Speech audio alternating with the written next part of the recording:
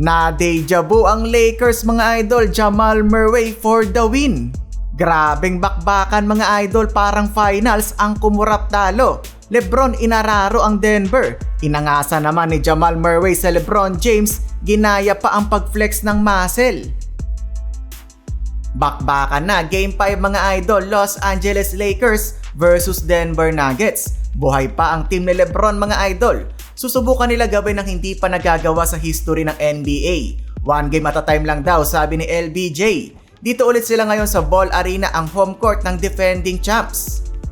First period, pasok agad mga idol ang tres ni Rui Hachimura.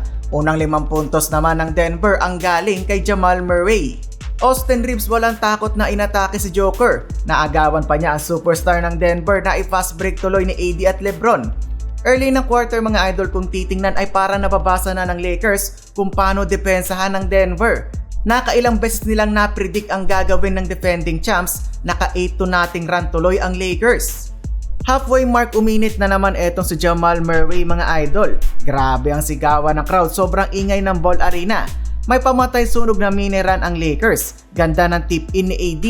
Naka 11-2 run pa nga ang LA pero naka back-to-back triples ang Nuggets. Nako, nakukuha na ni Reggie Jackson ang kanyang rhythm ngayong serye. Nakuha pa tuloy ng home team ang kalamangan, 28-24. Jamal Murray kumana ng 12 points, shooting 4 of 9 from the field. Second period, vintage move na LeBron kontra kay Jamal Murray. Sumagot naman ng 3 si Reggie Jackson. Kumpiyansa na talaga ang player na to mga idol. Isa pang kumpiyansa, LeBron James, tinoro na ang mga player ng Denver. Ang bumanggagi ba may kasama pang foul? 4 na player ang dinaanan doon ni LBJ. Pinangunahan ni LeBron ang 12-0 run ng Lakers mga idol. Ganda na kanyang mga pasa kay AD.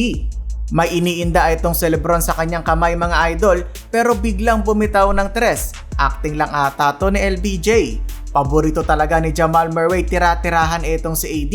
Natapos ang first half, abante ng 3 ang Lakers, 53-50. Kapwa may 16 points si Murray at AD.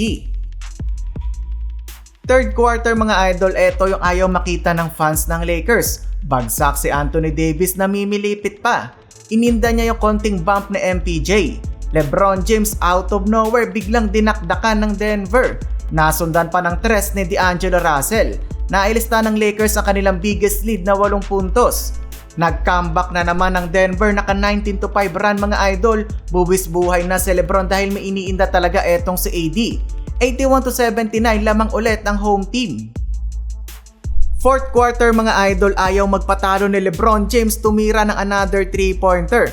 Ganda pa ng kanyang pasa kay Rui sa baseline, tabla ang laban, all 87. Parang eto ang finals mga idol, ang kumurap talo. Mayat maya ang palitan ng basket. Inangasan ni Murray sa LeBron matapos niyang ma-posterize. Sa dulo, eto na naman mga idol, Jamal Murray for the win, 108-106. Tapos ang serye mga idol.